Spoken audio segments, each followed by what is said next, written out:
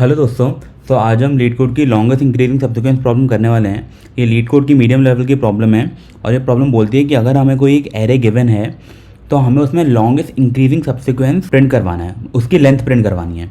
तो अब सबसे पहले अपन ये देख लेते हैं कि एक सब्सिक्वेंस क्या होता है। तो फॉर एग्जाम्पल अगर हमें एक एरे दी गई है 10 2 3 4 5, फॉर एग्जाम्पल ये एरे है। तो एक सब्सिक्वेंस क्या होता है कि इन ऑर्डर में आप कोई भी नंबर ले लो और उनको एक एरे में पुट कर दो तो वो एक सब्सिक्वेंस हो जाएगा। For example in this case 10 3 4 एक सब्सिक्वेंस है, 10 2 5 एक सब्सिक्वेंस है, 10 4 5 एक सब्सिक्वेंस है, 2 4 सब्सिक्वेंस है, 3 4 सब्सिक्वेंस है, 2 5 सब्सिक्वेंस है। बट अगर मैं लिख दूँ 10 5 3 तो ये सब्सिक्वेंस नहीं है। सब्सिक्वेंस क्यों नहीं है? Because 10 5 and then 3 it is not in order, it should be in order, so that is what is called subsequence। ठीक है, अब इसमें ये बोला है कि हमारे पास जो भी इंक्रीजिंग ऑर्डर में सब्सिक्वेंस है दैट इज जिनके नंबर इंक्रीजिंग ऑर्डर में, फॉर एग्जांपल 2 3 4 5 एक इंक्रीजिंग ऑर्डर में है, तो जो लार्जेस्ट इंक्रीजिंग ऑर्डर का सब्सिक्वेंस है उसकी जो लेंथ है वो प्रिंट करवानी है। तो ठीक है, तो अपन समझते हैं कि इसको हम कैसे सॉल्व कर सकते हैं। तो इसकी दो अप्रोचेस हो सकती हैं। तो सबसे पहले अपन लोग अप्रोच 1 देख लेते हैं। तो जो हमारी अप्रोच 1 है वो है हमारी ब्रूट फोर्स अप्रोच। ठीक है, ब्रूट फोर्स। अब ये अप्रोच हमें क्या बोलती है? तो फॉर एग्जांपल मुझे यही वाला एग्जांपल गिवन है, मैं इसको ले लेता हूँ कि हमें एक एरे गिवन है 10 9 2 5 3 7 1 0 1 एंड 18। ठीक है, अब अगर हमें ये एग्जांपल गिवन है तो सबसे पहले हम देखते हैं कि इसमें कौन कौन से सब्सिक्वेंस पॉसिबल हैं। तो 10 से अगर हम देखें तो 10 और 1 0 1, तो अगर मैं इनको लिखता जाऊँ तो मेरे पास एक 10 1 0 1 सब्सिक्वेंस पॉसिबल है। देन मेरे पास 10 18 पॉसिबल है। ठीक है, ऐसे अगर मैं 9 से देखूं तो मेरे पास 9 1 0 1 है, 9 18 है। सिमिलरली अगर मैं 2 से देखूं तो मेरे पास 2 5 7 1 0 1 है, 2 5 7 18 है। फिर अगर मैं 5 से देखूं तो 5 तो ऑब्वियसली यही होने वाले हैं, जो मैंने 2 के बाद निकाला है तो यही मेरे 5 से भी पॉसिबल होंगे यार, राइट। तो 5 से भी ये होंगे, इवन 7 से भी यही दो पॉसिबल होंगे। पर अगर अपन 3 से देखने जाएं तो 3 से होगा हमारा 3 7 1 0 1 या फिर 3 7 18। तो इन दिस केस जो हमारा लार्जेस्ट है वो ये दोनों है और इनकी लेंथ कितनी है 4। ठीक है, तो 4 will be the answer in this case. अब अगर हम ये देखें कि ब्रूट फोर्स अप्रोच में हमारे पास कितने पॉसिबल सब्सिक्वेंस हो सकते हैं, तो अगर हमें ये देखना है कि कितने पॉसिबल हो सकते हैं तो फॉर एग्जाम्पल मुझे एक एरे गिवन है 1 2 4, फॉर एग्जाम्पल एक एरे है। तो अगर मुझे सब्सिक्वेंस देखने हैं तो मैं किस तरीके से देखूंगा कि ये मेरा इधर होगा या नहीं होगा। तो देयर इज अ पॉसिबिलिटी कि 1 है या नहीं है, देयर इज अ पॉसिबिलिटी कि 2 है या नहीं है, या फिर 4 है कि नहीं है। That means in each case मेरे पास क्या पॉसिबिलिटी है? इसके लिए 2 पॉसिबिलिटी है कि इधर ये होगा या नहीं होगा सब्सिक्वेंस में, इधर ये होगा या नहीं होगा सब्सिक्वेंस में, या फिर ये होगा या नहीं होगा सब्सिक्वेंस में। That means 2 to the power n subsequence are possible अगर हम ब्रूट फोर्स अप्रोच से चलें। ठीक है, तो ये तो हमारे लिए बहुत ही ज़्यादा गंदी कॉम्प्लेक्सिटी हो जाएगी, क्योंकि एक्सपोनेंशियल कॉम्प्लेक्सिटी किसी भी केस में अच्छी नहीं हो सकती है। ठीक है, तो एक तो ये सॉल्यूशन हो गया। ठीक है, अब अपन देखते हैं कि अगर हमें से कोड करना हो तो हम वो कैसे करेंगे। ठीक है, तो अगर मुझे ब्रूट फोर्स लिखना है तो इसको मैं रिकर्शन से करूंगा। ठीक है, अब इसे रिकर्शन से करूंगा तो मैं कैसे करूंगा? तो फॉर एग्जांपल अपन रिकर्शन के लिए एक छोटा एग्जांपल ले लेते हैं। फॉर एग्जांपल मेरे पास है 1 2 4 3, फॉर एग्जांपल ये मेरे पास एग्जांपल है। ठीक है, अब मैं क्या करूंगा, इसको मैं लिखूंगा 1 2 4 3। तो इससे मेरे क्या पॉसिबल हैं? तो मेरे पास 4 हैं कि इधर I can start with 1, I can start with 2, I can start with 4 और आई कैन स्टार्ट विद 3। ठीक है, अब अगर मैं सेकंड देखूंगा, क्या मेरा 2 1 से बड़ा है? क्या मेरा 2 1 से बड़ा है? Yes, that means it can be a part of subsequence, तो मैं इसको ऐड कर दूंगा। Similarly in case of 4, yes it is greater than 1, in case of 3 it is greater than 1। ठीक है, फिर अब नेक्स्ट केस क्या होगा? दैट इज़ 1 2, ऑब्वियसली 4 भी बड़ा ही है, then 1 2 3 that is greater than 2। लेकिन यहाँ से मेरे पास अब कोई भी सॉल्यूशन नहीं है, तो ये यहाँ पे मेरा आके रुक जाएगा, ये मेरा यहाँ पे आके रुक जाएगा, ये भी मेरा यहाँ पे आके रुक गया, ये मेरा यहाँ पे आके रुक गया। ठीक है, अब अगर मैं इसके लिए देखूँ तो 2 के लिए मेरा क्या क्या पॉसिबल है? 2 4 एंड 2 3। ठीक है, फिर ये मेरा यहाँ पे आके रुक जाएगा, ये यहाँ पे आके मेरा रुक जाएगा, ये मेरा यहीं पे रुक जाएगा और यहीं पे रुक जाएगा। ठीक है, तो इस केस में जो मेरा लॉन्गेस्ट इंक्रीजिंग सब्सिक्वेंस है वो तो या तो ये होगा या फिर ये होगा। ठीक है, दैट मीन्स इस केस में जो मेरा आंसर हो जाएगा, माई आंसर विल बी 3। लेकिन इसमें अब नोटिस करने वाली चीज़ क्या है कि इसमें हम कैसे इम्प्रोवाइज़ कर सकते हैं, अब हम वो देखते हैं। तो अब ये देखिए, हमने जब पहला ये वाला जो हमारा केस था, ये वाला जो पूरा यहाँ से यहाँ तक जो केस था, इसमें हमने 1 2 तक गए, देन हमने 1 2 4 कैलकुलेट करा या फिर 1 2 3 कैलकुलेट करा, ठीक है। अब अगर हम दोबारा 2 से जा रहे हैं तो ऑब्वियसली या तो 2 4 होगा या तो 2 3 होगा, जो हम ऑलरेडी कैलकुलेट कर चुके हैं। तो इसने हमें वही दिया 2 4 या 2 3। दैट मीन्स देखा जाए तो ये वाली जो कैलकुलेशन है हम दोबारा कर रहे हैं, और ये जो 4 से है हमारा आगे कोई भी पॉसिबल सॉल्यूशन नहीं है, 3 से भी कोई भी आगे पॉसिबल नहीं है, और यही हमने यहाँ मेंशन करा है। दैट मीन्स जो हमारा ये पहला केस था, इसी में हमने सारे केसेस कवर कर लिए थे, उसके बाद भी हमें ये वाले केसेस करना पड़ा। तो इसको या तो हम ऑप्टिमाइज कर सकते हैं यूजिंग डीपी, लेकिन एक बेटर अप्रोच है तो अपन उसको समझते हैं कि अगर अपन उस अप्रोच से जाएंगे तो कैसे समझेंगे। उस अप्रोच को समझने से पहले हम एक बार ये देख लेते हैं कि इसको अगर कोड कर रहा हूँ तो हम कोड कैसे करेंगे, ठीक है। तो फॉर एग्जांपल ये रिकर्शन का सॉल्यूशन है, तो मैंने एक फंक्शन ले लिया, फॉर एग्जांपल फंक्शन, इसका जो पैरामीटर है that is current index and previous index. अब प्रीवियस इंडेक्स क्यों चाहिए, क्योंकि हमें पता होना चाहिए कि हम जो करंट इंडेक्स की वैल्यू वो प्रीवियस से बड़ी है या छोटी है, इसलिए प्रीवियस इंडेक्स रिक्वायर्ड है, ठीक है। अब अपन जाएंगे तो अपन ये देखेंगे सबसे पहले कि इफ इंडेक्स अगर मेरा लेंथ ऑफ एरे के इक्वल है तो उस केस में मैं रिटर्न करवा दूंगा 0। अब इसमें दो केस पॉसिबल है, या तो मैं उसको काउंट करूंगा या तो मैं उसको लूंगा सब्सिक्वेंस में, या तो नहीं लूंगा। तो फॉर एग्जांपल अभी अपन देखते हैं कि अगर मैं नहीं लेता तो नॉट टेक वाला केस, तो उसमें उस केस में क्या होगा, मैं सीधे सीधे फंक्शन को कॉल कर दूंगा, ठीक है, और उसमें मैं जो इंडेक्स है उसको 1 से बढ़ा दूंगा, पर प्रीवियस को वैसा का वैसे ही रहने दूंगा। क्यों, क्योंकि मैंने उस पर्टिकुलर वैल्यू को इंक्लूड नहीं किया, इसलिए मुझे उसका इंडेक्स से कंपेयर करने की जरूरत नहीं है नेक्स्ट वैल्यू को, इसलिए मैंने इसको प्रीवियस ही रखा है इस केस में, ठीक है। अब सेकंड केस क्या होगा, सेकंड केस होगा हमारा कि अगर हम उसे लेते हैं तो उसके लिए एक कंडीशन रहेगी कि फॉर एग्जांपल प्रीवियस को हमने इनिशियलाइज किया था -1 से, तो अगर दैट मीन्स हमारे पास कोई भी चीज़ नहीं है प्रीवियस वैल्यू कंपेयर करने के लिए, या तो वो केस होगा दैट मीन्स हमने प्रीवियस इंडेक्स को -1 मान लिया, और या फिर हमारा क्या केस होगा कि अगर जो हमारी एरे ऑफ प्रीवियस इंडेक्स है अगर वो छोटी है एरे ऑफ इंडेक्स से, अगर ये कंडीशन ट्रू होती है that means it is an increasing order, तो उस केस में मैं इसे टेक ले लूँगा, मतलब उसको ले लूँगा, उसमें ऐड कर दूंगा 1 एंड मैं फंक्शन कॉल कर दूंगा, और इस केस में मैं क्या पास करूँगा, इंडेक्स +1 एंड जो मेरा प्रीवियस होगा वो इंडेक्स, क्योंकि ऑब्वियसली जो इंडेक्स +1 है वो इससे बड़ा चेक करना है, क्योंकि ये वाली कंडीशन हमारी होल्ड ट्रू करती है टेक करने वाली, दैट मीन हम उस वैल्यू को अपने सब्सिक्वेंस में काउंट कर रहे हैं। और हम लास्ट में रिटर्न क्या करवा देंगे, रिटर्न करवा देंगे मैक्स ऑफ नॉट टेक और टेक, इन दोनों का जो भी मैक्स होगा उसको हम करवा देंगे प्रिंट। तो ये हमारा होगा रिकर्सिव सॉल्यूशन कि अगर हमें इसे रिकर्सिव अप्रोच से करना है, बट जैसा हमने देखा था कि इसमें काफ़ी रिपीटिशन होता है, हमें काफ़ी चीज़ें बार बार कैलकुलेट करनी पड़ती है। तो एक तो ये हो गया जिसकी कॉम्प्लेक्सिटी थी 2 की पावर n। अब अपन इसमें अप्रोच 2 देख लेते हैं। अप्रोच 2 काफ़ी इंटरेस्टिंग अप्रोच है एंड बहुत ईजी भी है, ठीक है। तो अब अपन अप्रोच 2 को समझते हैं।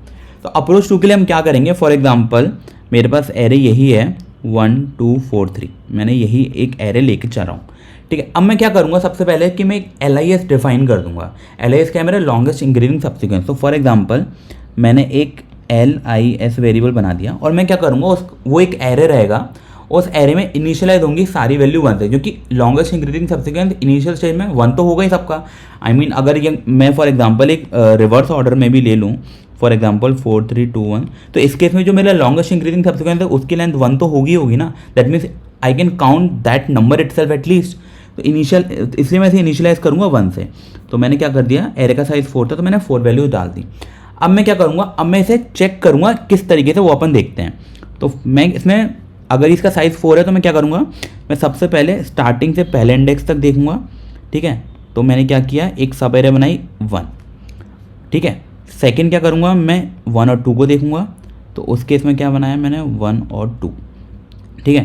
तीसरा केस क्या होगा मेरा 1 2 4, और चौथा क्या होगा 1 2 4 3, ठीक है। अब ये मेरे पास 4 पॉसिबल एरे आ गए, ठीक है। तो मैंने इसे बेसिकली एक नॉर्मल तरीके से कि मैंने पहले इतना ले लिया, फिर इतना ले लिया, फिर इतना, फिर इतना। अब मैं क्या करने वाला हूँ, जो लास्ट वैल्यू होगी ना उसकी, उसको मैं प्रीवियस से कंपेयर करूँगा और LIS को इंक्रीज करूँगा किस तरीके से, ठीक है। तो अपन देखते हैं। तो for example in case of 1 कोई भी चेंजेस नहीं होगा, क्योंकि मुझ पर कोई कंपेयर करने के लिए है ही नहीं, ठीक है। अब जब मेरा ये वाला केस आया, ये वाला केस, तो इस केस में मैं चेक करूंगा क्या मेरा 2 मेरा 1 से बड़ा है, तो कंडीशन मेरी होल्ड करती है ट्रू। तो मैं इसके इंडेक्स में इसका जो भी इंडेक्स है +1 कर दूंगा, ठीक है। दैट मीन्स मेरा जो LIS है वो मेरा यहाँ पे इस केस में अपडेट हो जाएगा तो मेरा LIS क्या हो गया आफ्टर दिस केस। तो अगर बोल लेते हैं कि ये अपना डन हो गया, इसमें कुछ अपडेट नहीं हुआ। जब ये डन हुआ तो इसमें मेरा अपडेट हुआ 1 और 2 इज ग्रेटर देन 1, तो जो भी 1 का इंडेक्स होगा +1, तो 1 का इंडेक्स था 1, तो ये हो गया 2 देन 1 देन 1। ठीक है, अब अपन लोग जाएंगे 3 के केस में। तो अब अपन लोग इस केस को भी देखते हैं कि अगर अपन इस केस में जाएंगे तो ये क्या होगा। तो मैं 4 को कंपेयर करूंगा, क्या मेरा 4 2 से बड़ा है, condition holds true. That means मैं इस केस में 4 का इंडेक्स क्या है, मेरा 4 का इंडेक्स है 2, तो मैं उसमें 2 का जो भी इंडेक्स पे जो भी वैल्यू होगी उसका +1 कर दूंगा, तो 2 और ये हो जाएगा 3। क्यों? क्योंकि 2 इंडेक्स वैल्यू थी मेरी 2 और 2 + 1 इज 3। ठीक है, और अब अगर मैं देखूंगा कि मेरा क्या 4 मेरा 1 से बड़ा है, तो कंडीशन होल्ड्स ट्रू। लेकिन यहाँ पे मैं एक और चीज़ चेक करूँगा कि मैं देखूंगा कि मैक्सिमम वैल्यू फॉर इंडेक्स 4 क्या है, 2 + 1 या फिर 1 + 1। तो ऑब्वियसली 2 + 1, तो फिर मैं इसको यही रहने दूंगा, क्योंकि 1 का इंडेक्स देखेंगे तो 1 का इंडेक्स क्या है 1, तो अगर मैं 1 + 1 करूंगा तो ये होना चाहिए 2, पर 2 इज लेस देन 3, तो मैं इसको 3 ही रहने दूंगा, जो भी मैक्सिमम वैल्यू होगी वो रखेंगे, और लास्ट वैल्यू 1। अब हम लास्ट केस चेक करेंगे 3 के लिए। तो अब अपन 3 को देखेंगे, क्या 3 4 से बड़ा है, तो नहीं, कंडीशन होल्ड फॉल्स, तो इस केस में कोई भी अपडेशन नहीं होगा। क्या 3 2 से बड़ा है, तो यस 3 2 से बड़ा है, तो इस केस में क्या होगा 1 2 3, और जो 2 का इंडेक्स क्या था 2, तो 2 + 1 क्या हो जाएगा 3, तो 3 कर दिया। अब मैं दोबारा चेक करूंगा, क्या मेरा 3 1 से बड़ा है, कंडीशन होल्ड्स ट्रू, पर वो होता है 2, तो इसलिए हमने 3 रहने दिया। तो ऐसे हमारे जो हमने सारे केसेस थे वो हमने डन कर दिए। ठीक है, अब इस केस में जब हमने ये पूरा प्रोसेस कर लिया है, तो जो हमारा आंसर होगा that is max of LIS, that is 3। ठीक है, इसका मतलब इस एरे में जो भी ग्रेटर वैल्यू होगी, जो भी लार्जेस्ट वैल्यू होगी, वो हमारा आंसर होगा 3। और देखा जाए तो इस केस में होना भी 3 चाहिए, क्योंकि या तो 1 2 4 पॉसिबल है एक सबसिक्वेंस, या तो फिर 1 2 और 3 पॉसिबल है, और कोई सबसिक्वेंस पॉसिबल नहीं है। तो ये अपना बेसिकली सॉल्यूशन होता है ईजीएस्ट वे में करने का, कि हम एक एरे को 4 पार्ट में डिवाइड कर देंगे और अपन हर पार्ट के लिए फिर कैलकुलेट करते जाएंगे। और हम क्या करते हैं कि हर पार्ट में जो भी ith इंडेक्स होता है हम उसको लेके चलते हैं। ऑब्वियसली आपको ये समझ में आ रहा होगा कि इस पर्टिकुलर सॉल्यूशन की कॉम्प्लेक्सिटी क्या होगी, इसकी कॉम्प्लेक्सिटी होगी n²। क्यों? क्योंकि सबसे पहले हमने फर्स्ट एरे को देखा, देन सेकेंड एरे को, देन थर्ड, देन फोर्थ। तो अगर हम देखें, इसको लिखें, तो मेरे पास n + n - 1 + n - 2 इस तरीके से चलते चलते 1 हो जाएगा। दैट मीन इसकी कॉम्प्लेक्सिटी क्या होगी, n × n + 1/2, that means n²। तो ये मेरी हो जाएगी टाइम कॉम्प्लेक्सिटी। ठीक है, तो इसकी टाइम कॉम्प्लेक्सिटी कितनी हो गई, n²। ठीक है, अब अपन इसमें एक और एग्जांपल देख के चलते हैं, जिससे थोड़ा और अच्छे से समझ में आ जाए। तो फॉर एग्जांपल मैं ले लेता हूँ 10 2 5 7 1 18। ठीक है, तो मैंने थोड़ा सा ट्राई करा है कि एग्जांपल 1 से रिलेटेड हो। अब इसमें हम क्या करेंगे, हम अब हर एक पर्टिकुलर पॉइंट के लिए चेक करेंगे। तो सबसे पहले हम बनाएंगे हमारा LIS। ठीक है, तो अब जो हमारा LIS है उसकी लेंथ कितनी होगी, तो देख लेते हैं। तो 1 2 3 4 5 6, हमारे पास 6 नंबर है, दैट मीन्स हमें 1 1 1 1 1 1। ठीक है, ये हमने 6 टाइम डाल दिया। अब अपन क्या करेंगे, अब अपन लोग अलग अलग एरे बना लेंगे। ठीक है, तो एरे क्या होगी मेरे पास, सबसे पहले 10 होगी, देन 10 2 होगी, देन 10 2 5 होगी, देन 10 2 5 7, देन 10 2 5 7 1, देन 10 2 5 7 1 और 18। अब मैं क्या करूँगा, हर केस में जो मेरी लास्ट वैल्यू होगी उसको मैं प्रीवियस वैल्यू से कंपेयर करूँगा और अपना LIS को अपडेट करता रहूँगा। तो इन केस ऑफ फर्स्ट मेरे पास कुछ भी अपडेट करने को नहीं है, तो मैं मान लेता हूँ कि मेरा फर्स्ट डन हो चुका है, इसमें कुछ भी नहीं हुआ है। अब जो मेरा सेकंड केस है, सेकंड केस में मैं देखूंगा क्या मेरा 2 10 से बड़ा है, तो मेरा 2 10 से बड़ा नहीं है, दैट मीन इसमें भी कुछ अपडेशन नहीं होगा। थर्ड केस में मैं देखूंगा क्या मेरा 5 2 से बड़ा है, तो मेरा 5 2 से बड़ा है, तो मेरा जो 5 का होगा वो इंडेक्स क्या हो जाएगा, इंडेक्स ऑफ 2 + 1। तो ठीक है, तो इंडेक्स तो ये 1, इंडेक्स ऑफ 2 क्या था मेरा 1, तो 5 का इंडेक्स क्या हो गया मेरा 2, देन 1 1 1। ठीक है, और 5 ऑब्वियसली मेरा 10 से छोटा है, तो और कोई अपडेशन नहीं होगा, तो ये मेरा हो गया डन। अब मैं इस वाले केस में देखता हूँ, 7 को देखूंगा, बाकी से कंपेयर करूंगा। तो सबसे पहले क्या मेरा 7 मेरा 5 से बड़ा है, तो कंडीशन होल्ड्स ट्रू, तो 5 का index + 1 is the index of 7। ठीक है, तो 5 का इंडेक्स था मेरा 2, तो ये हो गया 3 देन 1 देन 1। अब मैं 7 को 2 से कंपेयर करूंगा, तो क्या मेरा 7 2 से बड़ा है, कंडीशन ट्रू, पर जो 2 का इंडेक्स था वो मेरा था 1, तो 1 + 1 वो 2 होता, तो वो 3 से छोटा होता, इसलिए उसको अपन अपडेट नहीं करेंगे। और इस केस में हम देखें तो हमारा ये भी हो चुका है डन। अपन लोग इसमें केस में आते हैं, अपन देखेंगे 1 को अपन सबसे कंपेयर करेंगे। ऑब्वियसली जब 1 को सबसे कंपेयर करेंगे तो 1 सबसे छोटा है तो किसी भी केस में अपडेट नहीं होगा। तो इसको भी अपन मान लेते हैं कि हो गया डन। ठीक है, अब अपन देखेंगे 18 के केस में। तो अपन देखेंगे 18 को 1 से, क्या 18 मेरा 1 से बड़ा है? तो मेरा 18 ऑब्वियसली 1 से बड़ा है, तो 1 का इंडेक्स क्या था मेरा 1 का इंडेक्स था 1, तो 18 मेरा हो गया 2। ठीक है, अब हम देखेंगे क्या 18 मेरा 7 से बड़ा है, तो 18 मेरा 7 से बड़ा है, तो ये एक और बार अपडेट होगा इसी पर्टिकुलर लूप के अंदर। ठीक है, तो मेरा 2 और 7 का इंडेक्स क्या था 3, तो मेरा 18 का इंडेक्स क्या हो जाएगा, मेरा इस टाइम हो जाएगा 18 का index 4 and 4 is greater than 2। ठीक है, तो 4 और 2 में अगर मैं देखा जाए तो मेरा 4 बड़ा है और हमें हमेशा बड़ी वैल्यू को रखना है, तो इसलिए ये हमारा हो गया 4। अब मैं देखूंगा 18 को 5 से कंपेयर करूंगा। ठीक है, तो मेरा जो 18 है अब मेरा 5 से कंपेयर होगा, तो 5 का इंडेक्स क्या था 2, तो 2 + 1 क्या होगा 3, 4 इज स्टिल ग्रेटर देन 18 को 2 से कंपेयर करूंगा विच इज 1, तो 1 + 1 2, तो 4 2 से बड़ा है, तो इस केस में ये मेरा फाइनल होने वाला है। ठीक है, तो ये मेरा इटरेशन खत्म, ये मेरा डन। अब अगर मैं इसमें इस पर्टिकुलर चीज़ का मैक्सिमम ले लूँ, इसका मैं मैक्सिमम ले लूँ, तो जो मेरा मैक्स ऑफ LIS होगा वो मेरा क्या होगा 4। That means my answer in this situation is 4, तो माई आंसर इज 4। अब एक बार देख लेते हैं क्या इसने सही किया, अपन ने कुछ गलती तो नहीं करी। तो देखें तो 10 और 18 एक सब्सिक्वेंस है इंक्रीजिंग ऑर्डर का जिसकी लेंथ 2 है, देन 2 5 7 18 जिसकी लेंथ 4 है, और मुझे नहीं लगता इसके अलावा अपन को और कोई ग्रेटर सब्सिक्वेंस मिलने वाला है। That mean 4 is the right answer. तो ये बेसिकली अप्रोच है LIS को देखने के लिए, विच इज अगर हम इसे इस तरीके से करें, इसकी कॉम्प्लेक्सिटी n² है which is much better than complex compare to 2 to the power n complexity which is an exponential complexity. And exponential complexity हमेशा वर्स्ट कॉम्प्लेक्सिटीज होती हैं। ठीक है, तो ये अब अपन ने लॉजिक समझ लिया, तो अपन क्या करते हैं, अपन लोग लैपटॉप पे चलते हैं और इसको कोड करते हैं। ठीक है, इसका कोड लिटरली बहुत ईजी होने वाला है, सिर्फ 4 to 5 लाइन के कोड में अपन इसका सॉल्यूशन कर सकते हैं। ठीक है, तो चलिए लैपटॉप पे चलते हैं, इसे कोड करते हैं। ओके, सो अब अपन लोग क्या करते हैं, इसको कोड करना शुरू करते हैं। तो सबसे पहले अपन ने क्या डिसाइड किया था कि अपन एक LIS करके एक एरे बनाएंगे जिसमें इनिशियली वैल्यू का भर देंगे सब में 1 और कितनी भरनी है, जितनी भी उस एरे की लेंथ हो। ठीक है, ये मैंने LIS डाल दिया। अपन क्या करने वाले हैं, अपन लोग इसे इटरेट करने वाले हैं। ठीक है, तो मैं क्या करने वाला हूँ, इसे इटरेट करने वाला हूँ। मैं एक बार कोड लिखता हूँ, फिर मैं उसको एक्सप्लेन भी करूँगा कि मैंने क्या लिखा है। ठीक है, तो अब यहाँ पे मैंने क्या करा है कि मैंने एक पहला फॉर लूप लिया जो मेरा 1 से लेकर n तक चलेगा, पर हर पर्टिकुलर इटरेशन में वो कहाँ से कहाँ तक चलेगा। तो फॉर एग्जांपल ये मेरा चलने वाला है 0 to फॉर एग्जांपल 5 तक। तो जो मेरे इसमें 5 केसेस आने वाले हैं वो मेरे क्या होंगे कि सबसे पहले मेरा होगा ये चलेगा 0 to 0 तक, सेकेंड टाइम ये चलेगा 0 to 1 तक, देन थर्ड टाइम चलेगा मेरा ये 0 से 2 तक, देन 0 से 3 तक, अप टू जब तक ये 0 से 5 तक नहीं हो जाता, देन 0 से 4 एंड देन 0 से 5। तो देखा जाए जैसा हमने समझा था कि हम पहले फर्स्ट एलिमेंट लेंगे, देन फर्स्ट 2 एलिमेंट लेंगे, देन हम स्टार्टिंग में 3 लेंगे, देन 4 लेंगे, देन 5 लेंगे और हर एक के लिए प्रोसेस करेंगे। तो ये 2 फॉर लूप लगा के हमें एक्जैक्टली वही चीज़ मिलने वाली है। तो ठीक है, तो ये हमने वो कर दिया। अपन क्या करेंगे, अपन ने इसमें कंडीशन लगाई थी कि हमें ये चेक करना है कि वो इंक्रीजिंग ऑर्डर में है कि नहीं। तो हम इंक्रीजिंग ऑर्डर के लिए क्या देखेंगे कि नम्स ऑफ j क्या हमारा लेस देन है नम्स ऑफ i है। अब क्या होगा, हमने क्या बोला था कि हम जो लास्ट वैल्यू होती है उसको प्रीवियस वैल्यू से कंपेयर करते हैं। तो ऑब्वियसली जो नम्स ऑफ i है, तो मेरा ith इंडेक्स है, मैं 0 से लेकर i तक कंपेयर कर रहा हूँ, that mean i will be my last value and ये जो j होगा मेरा 0 1 2 ऐसे प्रोसेस करता रहेगा। ठीक है, अब मुझे क्या करना है, मुझे LIS ऑफ i को अपडेट करना है। कैसे, max of LIS of i, that means जो भी करंट वैल्यू है LIS की वो बड़ी है या फिर 1 प्लस LIS ऑफ j।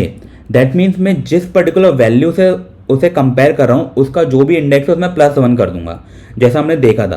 तो वो वैल्यू बड़ी है जो उसमें करंट जो वैल्यू है वो बड़ी। जैसे अपन ने एक केस लास्ट केस देखा था कि हमने पहले ही 18 के केस में 4 कैलकुलेट कर लिया था, उसके बाद हम 3 2 कैलकुलेट कर रहे थे, तो obviously 4 is still greater than the 3 and 2 case.